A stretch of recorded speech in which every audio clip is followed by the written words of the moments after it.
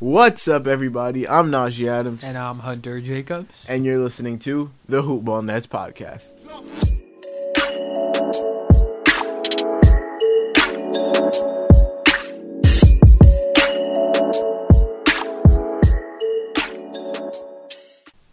So, today we're going to go over the Nets' last 4 games, hand out another Brooklyn Baller of the Week, and talk about the Nets' playoff chances and about Caris LeVert's injury.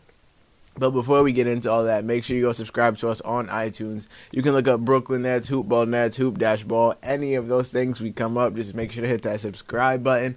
Make sure you go follow us on Twitter at HoopballNets.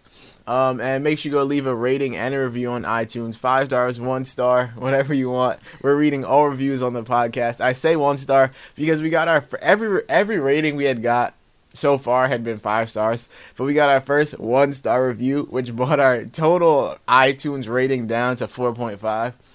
But the guy that left a 1-star rating didn't leave, or the girl that left a 1-star rating didn't leave a review. So we don't know what we did wrong. So in the future, we just ask that whether it's 1 star, 5 star, let us know what we're doing wrong and how we could improve. Because like we said at the beginning of the podcast, we're new to this. So we're trying to get better each and every episode. But, before we get into things, shout out to Hawaiian House Kona Coffee Company for sponsoring this podcast and every other Hoopball podcast. If you want to go look them up on Amazon, you can search Hawaiian House Kona Coffee Company. It's amazing. Or you can look them up on Twitter, Hi Kona Coffee, HIKONA Coffee. But, thank y'all. So, the Nets are 3-1. Over their past 4 games. The only team they lost to was the Boston Celtics, and they got absolutely blown out. And I believe that whenever the Nets are slated to play a big opponent like that, Kenny Atkinson intentionally throws the game. That's my thought. Smart strategy. I agree with it because he did the same thing with the Bucks. Like he'll sit the big time players or play them less than he typically would and give other guys bigger run. Because he knows they're not going to win certain games, so then he'll play the guys who don't play a lot of minutes and give other guys rest. So, the Nets, the first game we're going to talk about is the Nets game versus the Grizzlies. Right now they're playing the Raptors, but the game hasn't started yet, so we can't cover that one. That'll be on the next episode. They won 109-100 against the Grizzlies. It was a great game for both D'Angelo Russell and DeMarre Carroll and the Nets overall. So, they shot 45.6% from the field, while the Raptors shot 45.2%. Grizzlies. While the Grizzlies shot 45.2%. I have the Raptors on my mind because they're playing the Raptors right now. My bad. They shot 38.2% from the three-point line, and the Grizzlies shot 20.8% from the three-point line. They shot 92.3% from the free throw line. The thing is... And the Grizzlies only shot 73%. And took way less attempts, which means the Nets were really on their free throw game in this one and dominated the second half as a whole.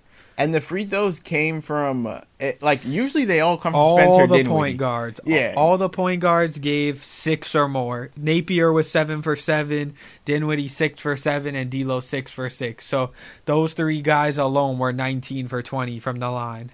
So, they back to the matchup. Basically, they won. They did not win the turnover battle at all. They lost the turnover battle 20-13, but still managed to win the game. They won the total rebound battle 45-40, and they basically out rebounded the Grizzlies totally. The big difference in the game was 3-point shooting, as the Grizzlies only shot 20.8% from 3 to the Nets 38.2%, and the free throws. It was those two, so that made the turnover difference not as important. Of course, you don't want to lose the turnover battle, but the Nets made up for it with their shooting. When I look at this, I see what stands out to me is that the Grizzlies took 24 threes and the Nets took 34 threes, but the Grizzlies took 93 shots and the Nets took 79 shots. So the Grizzlies took way more shots than the Nets, but the Nets still managed to win because they outshot them from the three-point line. And free throws. And free throws, yeah. On to the total box score. So we're going to start with the Grizzlies. The last time they played the Grizzlies was the game that Jaren Jackson and Mike Conley. Yeah, and it went to double overtime. Well, clearly Mike Conley likes to light the Grizzlies up. Likes to light the Nets up because he came out in 37 minutes and had 31 points, 3 rebounds, and 2 assists, and 4 steals on 10 of 20 shooting. And the second best player on the Grizzlies was Jaren Jackson. 19 points, 9 of 15 shooting, 4 rebounds, and 2 assists. But they also did give up a triple-double to Kyle Anderson. I didn't even notice. Yeah, he had 11 points, 11 rebounds, and 10 assists for his first triple-double of the year. I mean, that's not an ideal situation, but they still managed to pull out the win, so we can't even criticize them that They much. honestly just played great defense on the Grizzlies bench. The bench as a whole had 20 points, so the Nets did a good job on the Grizzlies bench. It was mainly the starters other than Garrett Temple that lit them up. Yeah, and the thing with the Grizzlies that I've noticed is that they alternate between who they play at power forward based on like matchups and who's playing well. Because a couple games ago, like in this game, Jaren Jackson had 30 minutes and JaMychal Green had 19. A couple games ago, JaMychal Green had 28 minutes, Jaren Jackson 18. It's just this game, Jaren Jackson just clearly likes lighting up the Nets. So, yeah, Marc Gasol also had 13, 9, and 7, which is pretty good. It's bad for a player that's supposed to be as good as Marc Gasol, but it's decent. On to the Nets. Rodion Caruc started for... He only played 13 minutes in this game, despite starting. It had a team low minus 17. He started because Allen Crabbe is still out. And he had 5 points on 2 of 7 shooting. So his real hot streak has come back down to earth in a very hard way. So, I mean, he's probably not going to keep his job realistically looking at it now. Jared Dudley. No, let's save that man for last. Move on to Jared Allen. Jared Allen started at center, 12 points, 12 rebounds, no assists, turnover, a steal, and 2 blocks. Typical Jared Allen game. Yeah, he kept up with Marc Gasol. He didn't get... Marc Gasol only outscored him by 1, I believe. Yeah, on 4 more shots. Yeah, so he Jared did his Allen job. did well in the matchup. All reliable, 18 points, 7 of 11 shooting. 5 rebounds, 4 assists, a steal. I feel like every time I'm on my blurb shift for hoopball and the Nets play, I always have to do one on Joe Harris because he's always putting up about 18 points on efficient shooting. My blurb shift for hoopball is how I remember the Jaren Jackson, JaMychal Green thing. But honestly, the blurb shifts for hoopball help you like keep you informed of like not only the Nets but like every team in the NBA. But, yeah, D'Angelo Russell, 35 minutes, 23 points, 7 of 16 shooting. So he shot 43.8%, not over 50, but still a good percentage. 6 of 6 from the free throw line, like we said before. And 10 assists. 10 assists, 4 rebounds, a steal. So basically, D'Lo had 23 and 10 in 35 minutes. It was a great game from him. The next best performance on the team came from DeMarre Carroll in 27 minutes. He has been on fire. Yeah, he's been eating, to be honest. He's starting tonight against the Raptors. He is proving me wrong saying that he needs to be traded because right now he's a big reason they're winning games. In 27 minutes, he had 20 points on 6 of 9 shooting. He hit 5 3-pointers of the 7 he attempted. Was perfect from the free throw line, 3 of 3, and then had 5 rebounds and not much else. But yeah, DeMarre Carroll's been eating lately. I feel like he just needed a couple weeks, I guess, to get his legs back under him and get back into rhythm.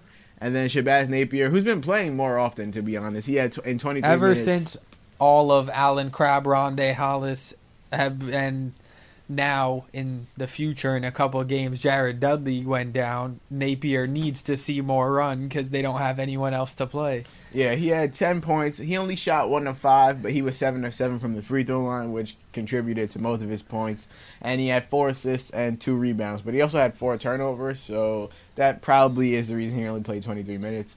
Ed Davis, 21 minutes, 6 points, 9 rebounds. Like, Ed Davis is literally a rebound specialist. Yes. And I will continue to say he was a great pickup for the Nets in the offseason.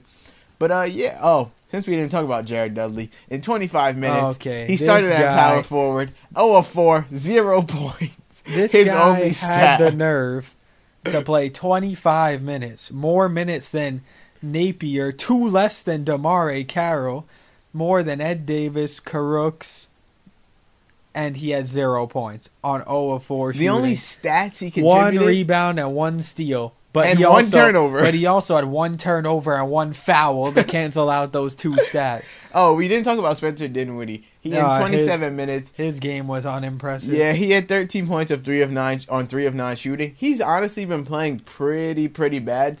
From this game on, He's shooting 38.5% and averaging 12.8 points in 26.5 minutes, which is not great for Spencer Dinwiddie. On to the Bulls. The Nets managed to win this game 117-100, which would make them 2-0 before they faced the Celtics. They basically dominated this entire game. They started killing the Bulls in the beginning of the game. They made a run in the second quarter, and they kind of gave them a run for their money in the third quarter, but the Nets pulled away in the fourth, outscoring them 29-18. And, the Nets' biggest lead was 19. There was basically no chance that the Nets were going to lose this game. We were never worried. The Nets ended up shooting 50.6% from the field, while the Bulls shot 46.6% from the field. The fact that they gave up 46.6% shooting to the Bulls, one of the worst teams in the NBA, is not going unnoticed. The Nets are clearly not the best defensive team at all. They actually got outshot. The Bulls actually shot a better 3-point percentage than the Nets. But the Bulls did only take 18 threes, and the Nets made 16 threes. The Nets attempted 46 threes, though. So 46 of their 83 shots were threes. So just over half of their shots were threes. That's crazy. Like, it's a good 55% of their attempts were threes. But that's just the type of team the Nets are. Like, they live and die by the three. In these games, they weren't hitting them at an insane clip. It's exactly 55%. But they weren't hitting them at an insane rate, but it was good enough to basically pull away from the Bulls and close this game out. They won the turnover battle 9-12, but they got out-rebounded 44-38. Which, it doesn't really matter that much because they won, but it's just something to take notice of. And then on to the box score, starting with the Bulls. In this game, no one was impressive besides Levine and Bobby Portis, Chris Dunn. Bobby Portis, whenever he gets in the game, he's putting up shots. Like, he's a chuck. He's the definition of a chuck. In 19 minutes, he took 11 shots, had 17 points, made 3 threes, 5 rebounds. I guess Bobby Portis is like the green light from Jim Boylan to shoot whenever he feels like it. But Chris Dunn, 33 minutes, 16 points, 8 of 15 from the field, 7 assists, 4 rebounds, 2 steals. He also did have 3 turnovers and a negative 17, or a minus 17 plus minus, which is the worst on the team.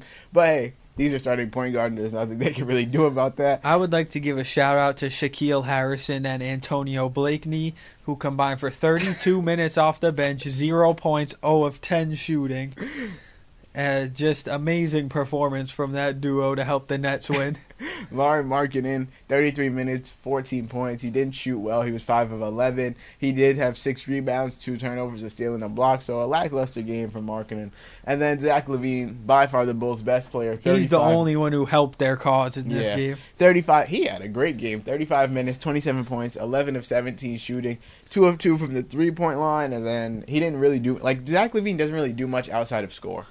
Which is why it's hard for him to be like the number one option on the team, because really he's just a pure scorer. He is a great complimentary option. He's a good complimentary option, but for a team like the Bulls, he's their number one option, which is why they're not a good team. So on to the Nets. Rodions Kurucs started yet again. Back right down to his expectations on the season. 19 minutes, 6 points, 2 of 6 from the field, 5 rebounds, didn't do much else. Jared Dudley had a good game. Breakout performance from Dudley. 19 minutes. 10 points. 4 of 5 shooting, 4 assists, no turnovers, and a steal. Star in the making, Jared Dudley. Jared Allen had a great game. In 23 minutes, he had 19 points on 6 of 8 shooting. He was 7 of 9 from the free throw line, 6 rebounds, 2 blocks. Great game from Jared Allen. And if old reliable Joe Harris did not show up to work during this game, he had 2 points on 1 of 5 shooting, missed all 4 attempts from deep. Honestly, it was a good night to take off, being that the Nets blew out the Bulls. So if any game he had to play bad, I'm happy it was this one. You know who didn't play bad, though? D'Angelo Russell, 33 minutes, 28 points, 10 of 19 from the field, which is 52.6% shooting, in case anyone was wondering. He was 6 of 14 from the 3-point line, 4 rebounds, 5 assists. 14 threes. Okay, but he had 28 points. So I don't want to hear it. His points was more than his shot attempts, so we're good here. D'Lo had a great game, and DeMarre Carroll had a great game yet again. 30 minutes, 20 points, 7 of 12 shooting, 3 of 8 from the three-point line, 4 rebounds, 4 assists. He, like I said, he deserved to be in the starting lineup, and he's back in the starting lineup tonight against the Raptors. And Shabazz Napier, he actually played more minutes than Spencer Dinwiddie, who's been slumping lately. And Napier had 18 points on 6 of 14 shooting, 3 of 9 from the three-point line. Free Napier. He's getting free, though. He had a plus 12 plus minus, and Spencer Dinwiddie had a -4. Now, while I don't He think is the only one on the roster who had a negative plus minus. yes, that's true. I don't think Spencer Dinwiddie's going to get his spot taken by Shabazz Napier. They're going to be in tandem, probably off the bench. But that might be hurting Dinwiddie based on how it looks so far. True. And a gem from Ed Davis. 24 minutes, he had 7 points and 13 rebounds. No, the real gem here is Trevion Graham. He saw 15 minutes of action in this blowout win and had 0 points on 0 of 4 shooting. Yeah, Trevion Graham only plays in those games where... but what I want to know is why is he playing over the Manimal? Free the Manimal. Yeah, in the one game Kenneth Reed played a good amount of minutes, he was eating. I don't know why they don't play him more. Play him over Jared Dudley. Play him over Jared Dudley easy. On to the Celtics game. Their only loss of this episode. They got absolutely destroyed in this game, and it's ironic because this is the only game that Rodion's Kurucs exploded. True. They lost 95-116. And, about the game itself, the Celtics basically dominated this ever since. After the 4-minute mark, about 4 or 5 minute mark, the Celtics just took over and never looked back. There were 3 lead changes. All came early. Yeah. Their biggest lead was 24. It was never really a contest. The Nets shot 40.5% from the field, while the Celtics shot 50.5%. And when you give a team like the Celtics the opportunity to shoot 50% from the field, they're gonna dominate you easily. Like I'm saying, you can do that for the Bulls. Give them 45% shooting. They don't have the talent to really make you pay for it, but a team like the Celtics is definitely going to make you pay if you allow them to shoot 50% from the field. Not only that, the Celtics outshot the Nets from the three-point line. They shot 37.5%, while the Nets shot 26.2%. And, free throw line is the only thing the Nets really won in this game. They were 90.9%, while the Celtics were 83.3%. The turnovers were ugly in this game. The Nets turned the ball over 23 times. And the Celtics only turned the ball over 13 times. Well, the Nets won the rebound battle, but that doesn't really mean much, being that the Celtics took about 15 more shots than them. And then, it was a balanced attack from the Celtics. Which is usually how their wins are. It's not Kyrie dominated. Yeah, each player, how many players scored above 10? 1, 2, 3, 4, 5, 6, 7, 8. 8 players scored in the double digits, which you just can't allow to happen. It was all their starters, Hayward, Rozier, and Theis. Yeah, like Daniel Theis in 19 minutes had 11 and 8. Like, that cannot happen if you want to establish yourself as one of the better teams in the East. We're just going to choose 3 players to talk about because none of them really had crazy games. But Kyrie, 8 of 16 from the field, 17 points, 6 assists, 2 rebounds. 3 steals. 3 steals, yeah.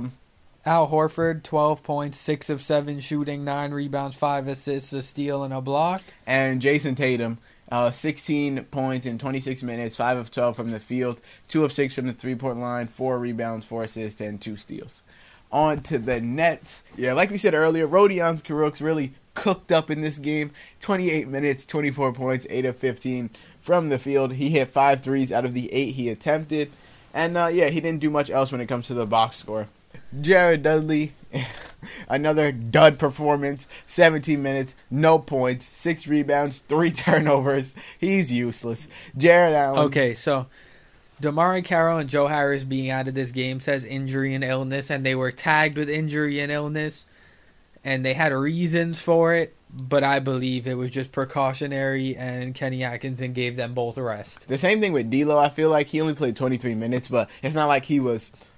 Actually, in 23 minutes, he had 6 turnovers, so that could honestly be the reason. Probably is the reason. Napier had 5 turnovers in 32 minutes, but him, Carooks, and Trevion Graham, and Kenneth Faried were all given free reign in this game. But even this game, Kenneth Faried had 13 and 12. Like, he should be playing over Jared Dudley. There's nothing it's not like Jared Dudley's knocked down. He was 0 of 2 from the three-point line.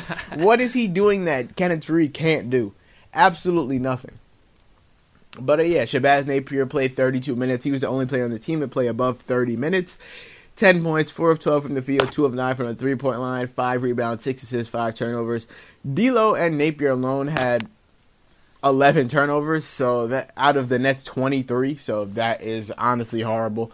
And yeah, that probably is the reason why D'Lo only played 23 minutes. That combined with the fact that and Kenny he had a Atkinson, nice team low minus 19. yeah, that with the fact that Kenny Atkinson was resting, air quotes, resting his players is the reason D'Lo didn't really cook up this game. And then the Hawks game, the last game the Nets have played until tonight, the Nets managed to win 116-100. I could have swore the past 3 games, each of their opponents has scored 100. The Grizzlies had 100, the Bulls had 100, and the Hawks had 100. They all had 100. On the dot. That's crazy. Precision defense from the Nets, keeping them to exactly. They can only give up 100. The Nets were getting blown out in the first quarter, 38-23. The Hawks at one point had a 19-point lead, and it ended with the Nets having a 20-point lead late in the fourth. Yeah. So that is a nice 39-point turnaround. That's what I'd like to call resilience from the Nets, because they easily could have just given up and been like, all right, on to the next one. So the first quarter, they got outscored 38-23, and then they blew them out every other quarter until the end of the game. They outscored them 28-19 in the second quarter, 35-23 in the third, and 30-20 in the fourth. And like I said, they ended up winning 116, the pristine number of 100. And, they allowed the Hawks to shoot 36.4% from the field, which is good, especially for a team like the Hawks. That's what they should be giving up to them. And the Hawks also only shot 17% from 3, 6 of 35. Something you don't see often. A team took more three-pointers than the Nets. The Hawks took 35 threes. The Nets took 30. The Nets usually take 40 threes per game. But, the Hawks took more than them. The Hawks actually lost the turnover battle by 1, 19-18. And the Nets out-rebounded the Hawks 54-52. On to the Hawks box score. Yeah, John Collins completely destroyed them. Jeremy Lin and Trae Young had a strange game. They took 33 shots combined and only made 11. So they were 33% between the two of them, but they had 33 points on that 33% shooting. Yeah, Trae Young was 2 of 9 from 3. Jeremy Lin was 0 of 5. Jeremy Lin's really only playing this many minutes because Taurean Prince and Kent Bazemore are out. So he's really their best guard off the bench, not named Vince Carter. They combined for 7 rebounds, 10 assists, 10 turnovers, and 5 steals. So, strange game from that duo. A strange game from Kevin Huerter, too, who is known for his three-point shooting. He was 0 of 4 from the three-point line, only had 14 points and 10, but he still had 14 points and 10 rebounds. And this was his return from injury, and he played the most minutes on the team with 36 minutes, so no holding back for the Hawks. DeAndre Bembry was literally useless. He was playing. He was on fire as of late too. I know. I have him in fantasy. He put up a complete dud. 0 points. 0 of 6 shooting. 0 of 3 from 3. 0 of 2 from the line. So nothing that he put up dropped this game. 2 rebounds, 2 assists, a steal. And the Hawks' best player by far, John Collins, 34 minutes, 30 points, 12 of 21 from the field, 5 of 6 from the free throw line. He knocked down a 3. He had 14 rebounds. A steal and an assist. Basically, he had 30 and 14. You can't blame the Nets for letting that happen because he's literally the best player on the Hawks and he gets all the opportunities to score. So you expect that from game to game. On to the Nets. Rodion Carooks, he started yet again, 29 minutes. He only had 11 points, 5 of 9 from the field, 4 rebounds, 2 assists, a steal, and a block. He also almost fouled out, though. And he had the best plus-minus on the team, though, with a plus 22. So it was a better performance for him. This was the game Jared Dudley got injured halfway through the third quarter. He only played 15 minutes, 0 of 2 from the field. Another 0 points in his 15 minutes. The only person with a negative plus-minus. Honestly, if there was a stat for players with 0 points in over 15 minutes, he'd lead the league in the amount of games that happened. And even with Jared Dudley going down, Kenneth Faried played 0 minutes. So I don't know what he has to do to get on the court, but I'm a firm believer that Jared Dudley should be getting bench for Kenneth Faried. Jared Allen, 25 minutes, 11 points. He was perfect from the field, 4 of 4, 3 of 4 from the free throw line, 5 rebounds, 3 blocks. Yeah, it was a good game from Jared Allen. Joe Harris, old reliable, most minutes on the team, 30 minutes, 16 points. 4 of 7 from the three-point line, 6 of 12 from the field. He had 9 rebounds and 2 assists and a block as well. He blocked a shot. Nice job. Yeah, Joe Harris blocking shots. Best net defensive player. D'Angelo Russell, 25 minutes, 23 points, 11 of 20 from the field, 1 of 4 from the three-point line, 3 rebounds, 4 assists, 3 turnovers, and a steal. So it was a good game from D'Angelo Russell. He shot poor from the three-point line, didn't take a single free throw. And he had a +7, +-. Not amazing, but not bad. He had 23 points in 25 minutes. Spencer Dinwiddie's best game in a while. Yeah, still not great. He was 5 of 14 from the field, which is only 35.7%, but he scored 16 points with 4 rebounds, 5 assists, and 5 turnovers. And DeMarre Carroll came back from injury with 17 points on 5 of 10 shooting with 3 rebounds. And another gem from Ed Davis. 22 minutes, 8 points, 16 rebounds, 8 offensive and 8 defensive. That's crazy. 8. Some teams average 8 offensive rebounds. He got Davis, 8 in a game. And he only played 22 minutes. That's insane. And a nice gem from Trevion Graham again. 3 points on 1 of 7 shooting in 17 minutes. You love to see it. So that's it for all the games, and that's for 3-1 in that span. But we want to talk about Caris LeVert because there hasn't really been any updates on his injury status. I do remember them saying that he was supposed to come back around February, around the All-Star break. But right now, the last update has really been him getting out of his walking boot in mid-December, about the 14th, and they asked about the injury and. The only response was that he's in the gym shooting around, but he won't speak on his timetable. Which isn't the best sign. So, I mean, he's shooting, and he's out of his boot, but there's no firm time that they expect him to come back. I do believe, though, that if the Nets make the playoffs, he'll be good by then. I think he's going to play after the All-Star break at some point. Yeah, especially if the Nets are going to make the playoffs, they're going to want to get him time before the playoffs to get back into And the way it's looking right now, with the Pistons playing so poorly, the Magic playing so poorly, and the Wizards essentially out of it, the Nets are firmly in the 7th seed spot right now. So last night, the Nets were in the 6th seed, but then the Heat won. The Celtics the Heat won to 6th seed. So the Nets are the 7th seed now. They're half a game back from the 6th seed. And they're half a game ahead of the 8th seed, and they're 2.5 games into the playoffs. Yeah, the Pistons and the Magic are both on a 4-game losing streak. The Bulls are on a 5-game losing streak. The Cavs are on an 11-game losing streak. The bottom half of the East is literally garbage, and the Nets should be firmly in the playoffs. Like, no one should be able to come back and beat the Nets. Like, the Pistons... Maybe the Pistons. That's about it. Because they have Blake Griffin and Andre Drummond, and you can never count out stars like that. But other than the Pistons, I don't see any other team coming out of the woodwork to beat the Nets. So I'm gonna say they make the playoffs. And I'm really hoping they end up with Pacers in a matchup somehow, and they end up as the 6th seed against the Pacers because I really think that's a good matchup for them. Honestly, if the Nets make the playoffs, it's a great look. And it's also. No team can take them easy because they're going to come to play. And they take an absurd amount of threes per game. So, if they get hot one game, that's a W. Game over. That's what I'm saying. And, I'm saying it's a good look because, the Nets would have made the playoffs. Let's say it's April. Let's say it's August. The Nets made the playoffs. They got bounced in the first round. But they still made the playoffs without having what everyone believes to be their best player, Caris LeVert, for a majority of the season, at least half the season. And then you add Tobias Harris next year, and that's a nice. That's what I'm saying. And they're a young team. They have so much room to grow, and they faced adversity this year. And if they do make the playoffs, that means they overcame it and they strived.